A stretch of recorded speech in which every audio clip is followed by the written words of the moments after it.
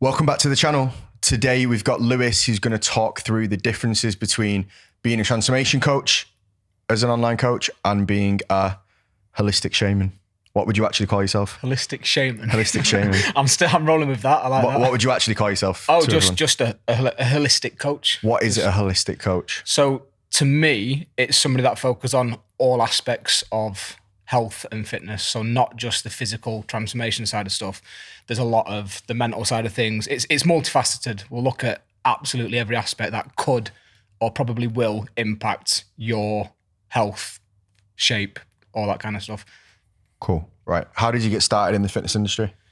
So funnily enough, I was working full-time in hospitality, managing a bar, DJing, being a bit of a nightmare in general, and very quickly approaching burnout, which I didn't realise at the time. You did.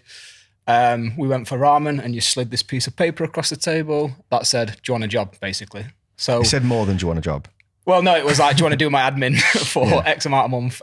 So that's how we started. And then from spending a lot of time around you, being sat next to you, watching you coach people, the way that you were impacting, I'm going to sound like I'm sucking you off here, aren't I? You impacting other people. That would sound quite different, I would think. Yeah.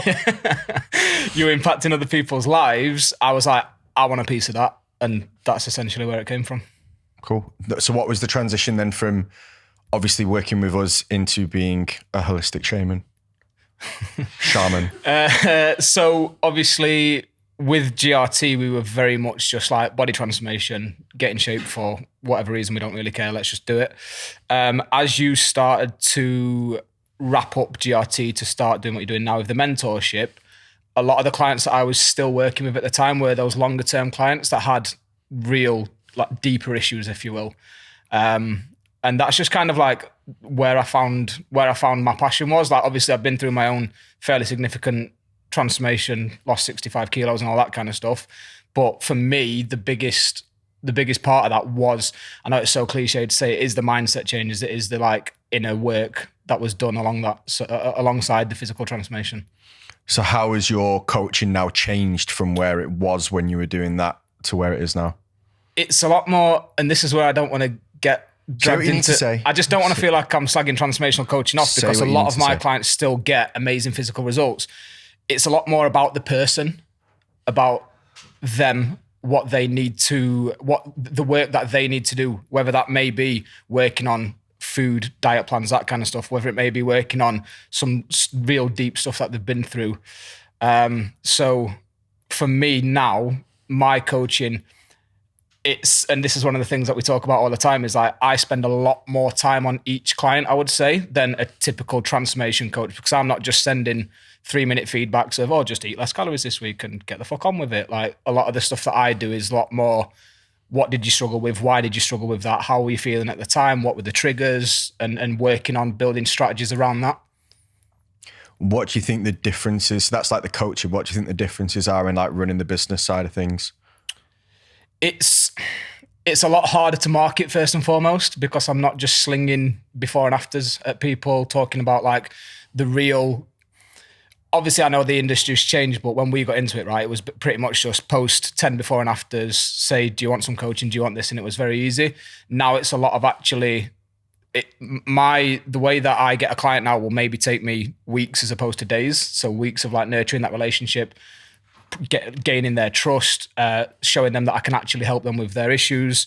So the kind of the turnaround of meeting a new I don't want to say a lead, but meeting a new person to actually then becoming a client is a lot longer. And then but that also knocks on into the actual coaching, where I'm working with people for a long time now, 6-9 months. I think my like average client lifetime is 7 months at the minute. So rather than just get in shape in 12 weeks for a beef with the lads, it's this is going to take you X amount. Are you kind of invested on that front? How do you think the sales process is different? I wouldn't say it really is. Like, a lot of the stuff that I do in my kind of sales process is very much the same. It just takes longer. My sales calls, if you will, last a lot longer. We cover a lot of deeper stuff. Again, it's that trying to get people to open up into the stuff that they really need to work on. It's not easy. It's not easy, and you've got to be prepared to kind of weather that storm. So I wouldn't say the actual process is different. It just takes longer, I would say. Okay, so it takes longer to get a client. It is a longer process. It's probably a more in-depth process. Yeah. Do you feel like that's reflected in the pricing of your packages and how that works? Not as much as it probably should be at the minute.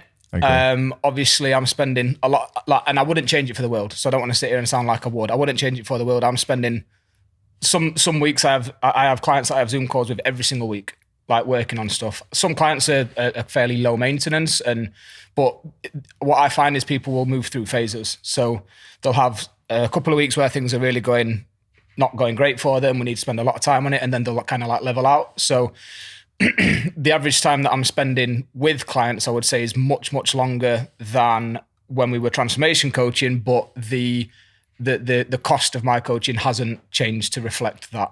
Mm-hmm. Probably should. Probably should. What do you find the difficulties in that are? Again, it's finding that initial buy-in from people, because again, it's not something that you can't just show them a slideshow of whatever. It's trying to convince people that they can actually do this when they've been struggling with it for their entire life is much harder to create that buy-in right at the start. Are you generally the first coach that they work with, or are you like 3 or 4 down the line? So they might not have worked with one-to-one online coaches, but they've definitely tried all sorts of stuff. Maybe I get a lot of people coming from group coaching programs that have been left at the end of 8, 12 weeks and just left on their own, kind of still broken, just a little bit leaner maybe. I work with a lot of people that have tried things like Weight Watchers, Slimming World, all that kind of cliche stuff, and that are, again, they've not been left in a great way. So they've definitely tried before, and they've definitely been wanting to change for quite a while. But what I find is a lot of them have got trust issues around coaching, around the fitness industry, around that sort of stuff, because they've been left in that way. Do you find it makes it easier or more difficult for you? Like more difficult in a sense that they've done things before and they've been burnt, but easier for you because you can show them like a different way of doing things? Literally a bit of both. So that initial conversation is much harder. They're like, oh, here we go, another online coach. But then when you start to develop that conversation, that relationship with them, you can actually show them. And obviously that comes right from the start of marketing, content, all that kind of stuff. It doesn't take them long to kind of realize, oh, actually this guy is different. Mm-hmm. He does know about this stuff. He's not just going to try and sell before and afters, fat loss and all that kind of stuff.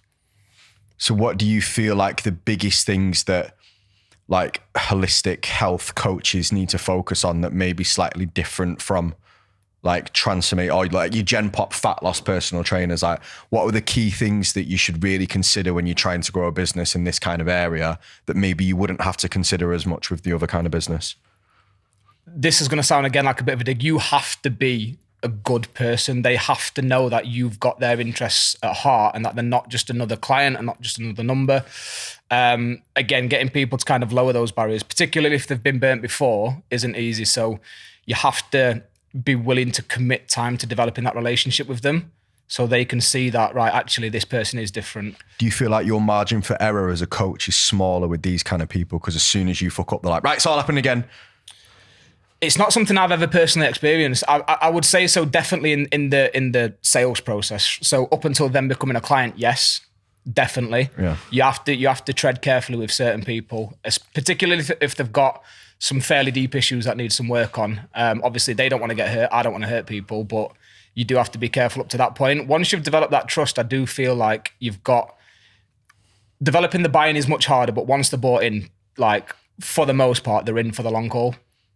So it's like more of a hill to get up to kind of get them to buy in. But once they are, it's actually, there's a lot more trust there. Yeah, I would say so. Yeah. Yeah. Cool. Give us 2 more tips for holistic coaches. 2 more tips for holistic coaches is be prepared. Again, I know I've said it kind of already, but be prepared to weather the storm. It's got like, you are not going to be able to just approach people and be like, do you want some fat loss? Come and pay me. Like it is going to take a longer process. You have to commit to that. Just like with anything, you have to be willing to actually stick to it and gain people's trust and prove your worth first. And then finally, it's just be yourself. Don't put on this front. If people are trusting you to deal with them on serious issues, you need to also open up. You need to also let your barriers down a little bit. You don't have to be this, I am this high-flying business guy, I am ripped, I'm going to get you in shape. You have to be a human being. Does that make sense? Sort of. I think you mean you have to be more like relatable to the audience. Yeah, So yeah, I guess you've got to kind of like show the similar quality Yeah, as yeah, what for they sure. have. Yeah, yep. Cool. Thank you very much. And where can people find you if they want to learn a little bit more about the kind of coaching that you do? So I am at Lewis_body and brain, LEWIS on Instagram. And then I've also got bodyandbraincoaching.co.uk. Great. So if you want to learn more about coaching, you want to learn a little bit more about holistic coaching, obviously go to Lewis's page. And if you want to have more videos about how to grow a coaching business and how to kind of get to, the first kind of level of growth within fitness, subscribe. I've got these back to front again.